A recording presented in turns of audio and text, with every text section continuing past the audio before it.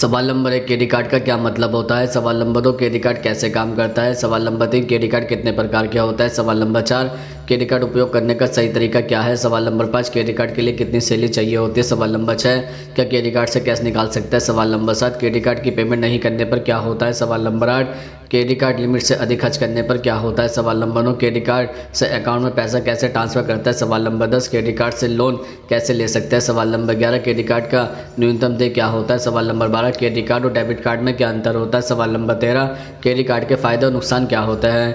दोस्तों, अगर आप ऐसे ही सवालों के जवाब और भी जानना चाहते हैं तो हमारी वेबसाइट www.historyh1912.com पर जाकर भी देख सकते हैं।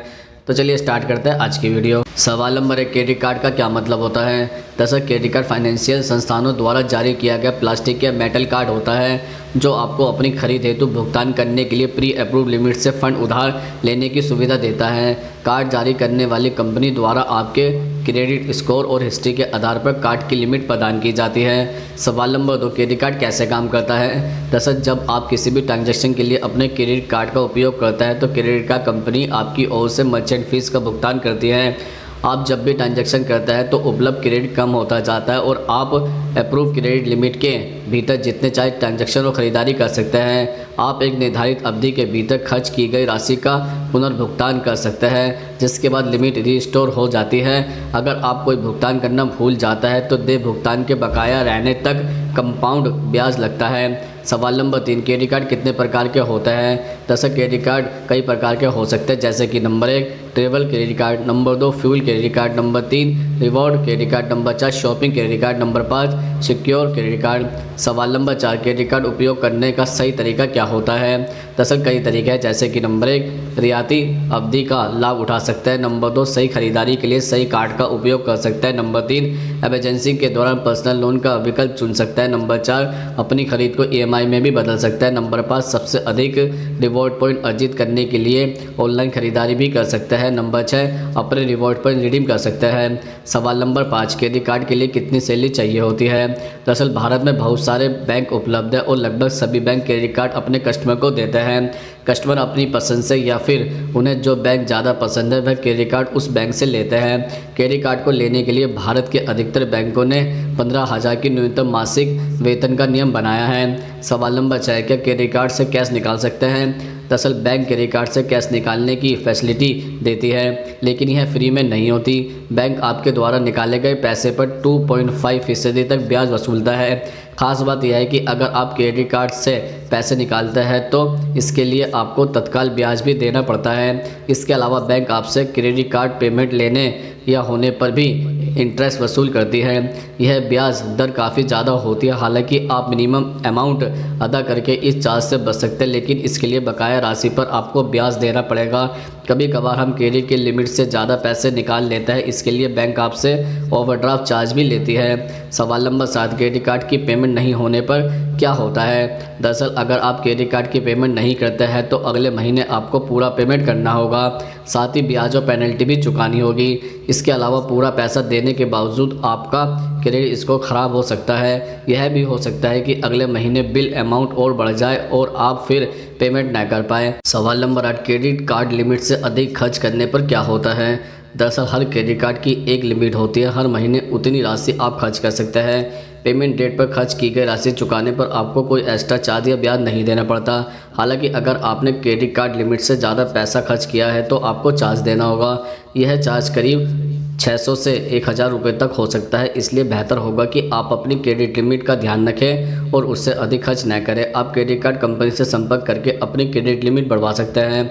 सवाल नंबर 9, क्रेडिट कार्ड से अकाउंट में पैसे कैसे ट्रांसफ़र करते हैं। दरअसल आमतौर पर क्रेडिट कार्ड को खरीदारी या भुगतान करने के लिए उपयोग किया जाता है लेकिन कुछ विशेष स्थितियों में क्रेडिट कार्ड से बैंक अकाउंट में फ़ंड ट्रांसफ़र किया जा सकता है। कुछ मोबाइल ऐप मौजूद हैं जिनके द्वारा तुरंत और आसानी से पैसा ट्रांसफ़र कर सकते हैं।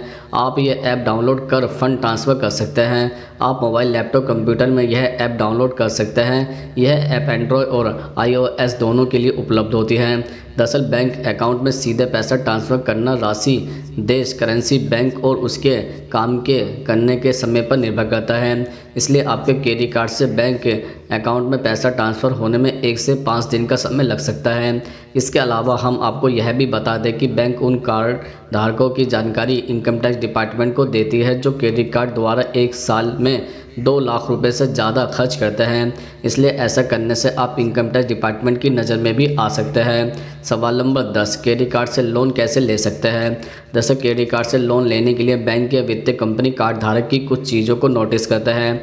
उनमें अच्छी रीपेमेंट हिस्ट्री और क्रेडिट स्कोर आदि होते हैं। बेहतर क्रेडिट प्रोफाइल वाले कार्ड धारकों को pre approve credit card loan सुविधा आसानी से मिल जाती है। सवाल नंबर 11, क्रेडिट कार्ड का न्यूनतम देय क्या होता है। दरअसल 1 महीने का बचा बैलेंस अमाउंट दूसरे महीने के मिनिमम अमाउंट के साथ जोड़ दिया जाता है। इससे बिल की राशि लगातार बढ़ती जाती है। क्रेडिट कार्ड की ब्याज दर 35 से 40% के हिसाब से वसूली जाती है जो आपके आउटस्टैंडिंग अमाउंट पर लगती है। अर्थात हर महीने जो पैसा आप नहीं चुकाते हैं उस पर ब्याज दर की गणना होती है। सवाल नंबर 12, क्रेडिट कार्ड और डेबिट कार्ड में क्या अंतर होता है। दरअसल डेबिट कार्ड और क्रेडिट कार्ड के बीच मुख्य अंतर यह होता है कि डेबिट कार्ड का उपयोग करने पर राशि आपके बैंक अकाउंट से कटती है। इसके विपरीत जब आप क्रेडिट कार्ड का उपयोग करते हैं तो राशि आपकी प्री अप्रूव क्रेडिट लिमिट से डेबिट की जाती है, न कि आपके बैंक अकाउंट से की जाती है। सवाल नंबर 13, क्रेडिट कार्ड के फ़ायदे और नुकसान क्या होता है।